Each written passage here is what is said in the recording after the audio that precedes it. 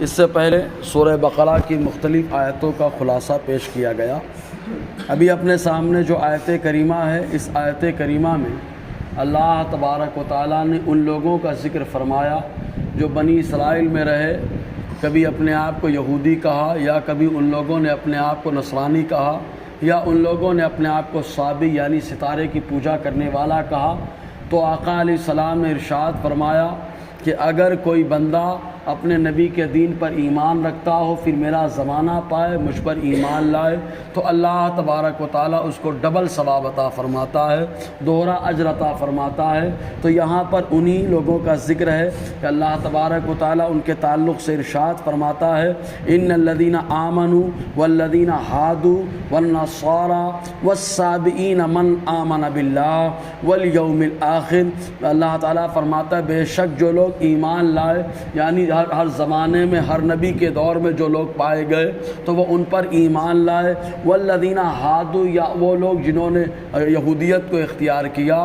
یہودیوں کو یہودی اس وجہ سے کہا جاتا ہے کہ اس کی دو وجہ ہے۔ پہلی وجہ ہے کہ حضرت یعقوب علیہ السلام کے 12 اولاد اور 12 بچوں میں سے جو سب سے بڑے تھے ان کا نام یہودا تھا۔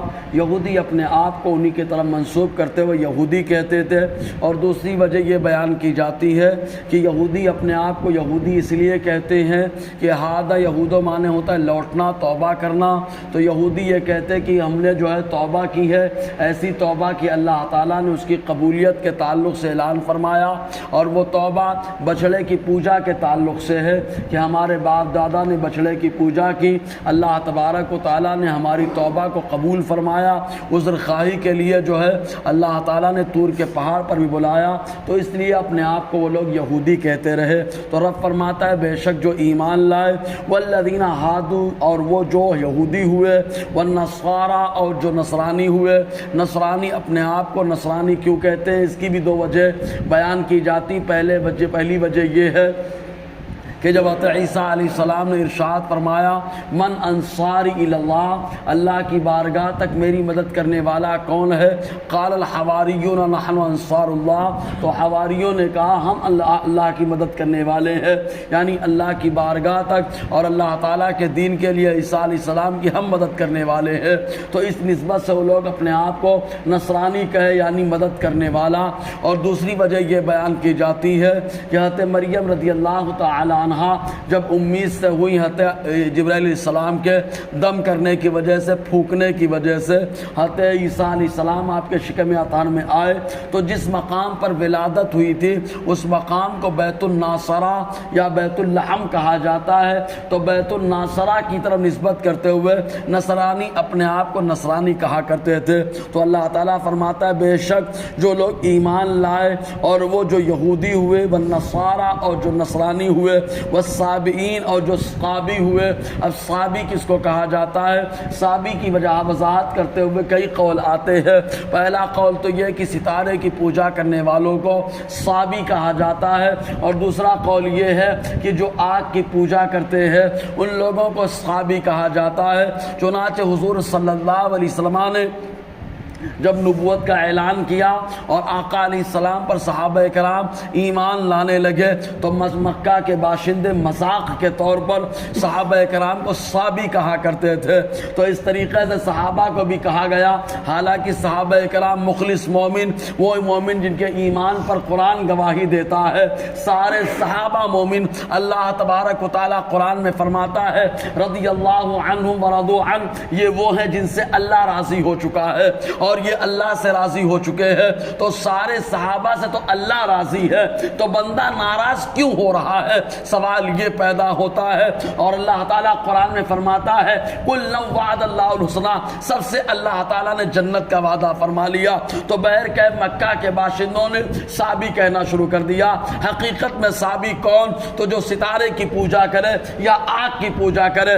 رب فرماتا ہے ان کے تعلق سے ان میں سے من آمن باللہ والیوم الآخر، جو ایمان لائے اللہ پر قیامت کے دن پر۔ اب دیکھیں یہاں پر دو باتیں خالی بیان کی گئی ہے، اللہ پر ایمان لانا، قیامت پر ایمان لانا، کیونکہ عام طور سے پہلا جز اور آخری جز کو بیان کر کے بتا دیا جاتا ہے تمام کو۔ جیسے کہا سورہ فاتحہ پڑھو، کہا کیسے، کہا الحمد سے لے کر وَلَضَّالِّينَ تک پڑھو، کہا الف سے لے کر یا تک پڑھو، مطلب الف کا ذکر کیا اور یا تک پڑھو، بیچ میں جتنے الفابیٹ اور حروف ہجائیں سب داخل ہو گئے۔